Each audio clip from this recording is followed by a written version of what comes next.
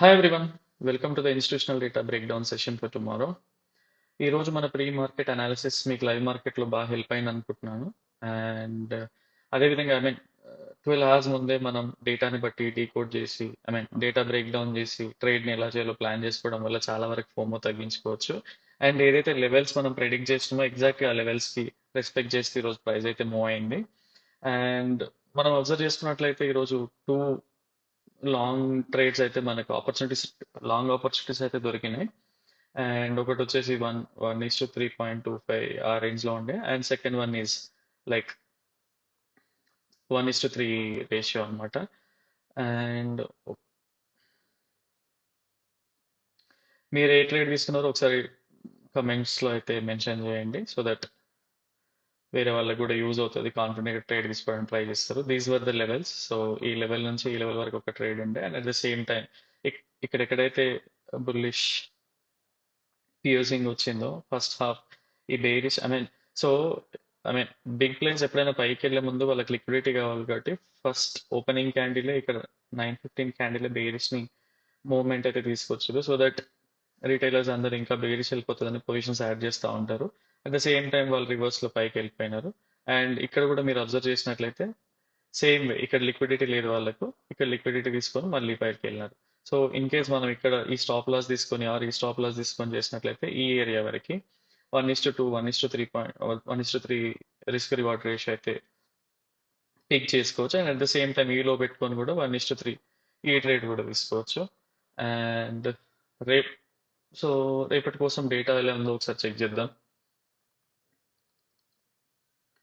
Yeah, so డేటాను observe చేసినట్టయితే last 2 days NSC నుంచి లింక్స్ వర్క్ అవ్వట్లేదు అనుకుంటా. ఇన్ కేస్ మళ్ళీ టైం ఉంటే అప్డేట్ పెట్టడానికి ట్రై చేస్తాను. అండ్ ఇక్కడ మీరు అబ్జర్వ్ చేసినట్లయితే క్లయింట్స్ వాళ్ళు బుల్లిష్ ఉన్నారు. అండ్ పొజిషనల్గా బుల్లిష్ ఉన్నారు. ఎఫ్ఐఎస్ పొజిషనల్గా బేరిష్ అండ్ ప్రోస్ కూడా ఎఫ్ఐఎస్గా పొజిషనల్గా బేరిష్ ఉన్నారు. But at the same time వీళ్ళు రేపటి కోసం పెద్దగా మార్కెట్లో ఇంట్రెస్ట్ లేదు. ఎఫ్ఐఎస్ వాళ్ళు ఉన్న మైనర్ క్వాంటిటీ, చాలా చిన్న క్వాంటిటీ కూడా హెడ్జ్ చేసుకున్నారు. And moderate, very very low క్వాంటిటీలో మోడరేట్ బుల్లిష్ ఉన్నారు. At the same time pros huge క్వాంటిటీనే ఉంది, బట్ వీళ్ళు వాళ్ళకున్న మేజర్ క్వాంటిటీని హెడ్జ్ చేస్తూ ఉన్నారు. చెప్పాలంటే స్లైట్ బేరిష్ ఉన్నారు. అండ్ క్లయింట్స్ కూడా ఆల్మోస్ట్ వాళ్ళ పొజిషన్స్ కూడా హెడ్ చేస్తున్నాయి. అండ్ వీళ్ళు కూడా లైట్గా బేరీ సైడ్ అయితే పొజిషన్స్ ఓపెన్ చేసి ఉన్నారు. సో నాకు తెలిసి ఎఫ్ఐఎస్ ఏదో బిగ్ న్యూస్ కోసం నెక్స్ట్ వీక్ కోసం వెయిట్ చేస్తున్నారు, ఐడియా రావట్లేదు. సో వీళ్ళ డేటా అయితే పెద్దగా డిప్లాయ్ అయితే చేసలేదు, వీళ్ళ ఎక్కువ పొజిషన్స్ అయితే డిప్లాయ్ చేసలేదు. ఒకసారి వన్స్ అగైన్ రేపటి కోసం క్లయింట్స్ మోడరేట్ బేరీస్ ఉన్నారు, వెరీ మైన్యూర్ క్వాంటిటీతో. ఎఫ్ఐఎస్ వెరీ స్లైడ్ బుల్లిష్ ఉన్నారు, బట్ వాళ్ళ పొజిషన్ ఉన్న లో క్వాంటిటీ అయినా కూడా హెడ్ చేసింది. రోజు వాళ్ళ మేజర్ క్వాంటిటీ పొజిషన్స్ అన్ని హెడ్ చేస్తున్నారు. And at the same time లైట్గా బేరిష్ ఉన్నారు. అండ్ ఒకసారి ప్రైస్తో అలైన్ చేసి మనం చెక్ చేయడానికి ట్రై చేద్దాం. యా, సో రేపు మార్కెట్లో డేటాని బట్టి ఈ సపోర్ట్ రెసిస్టెన్సెస్ అయితే జోన్స్ అయితే క్రియేట్ చేసినుండే మేము. And in case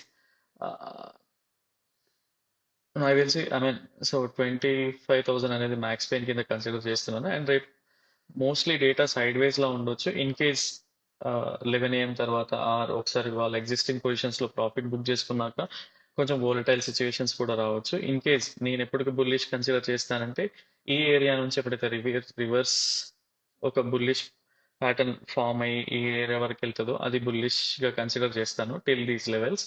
and this will be my high probability trade.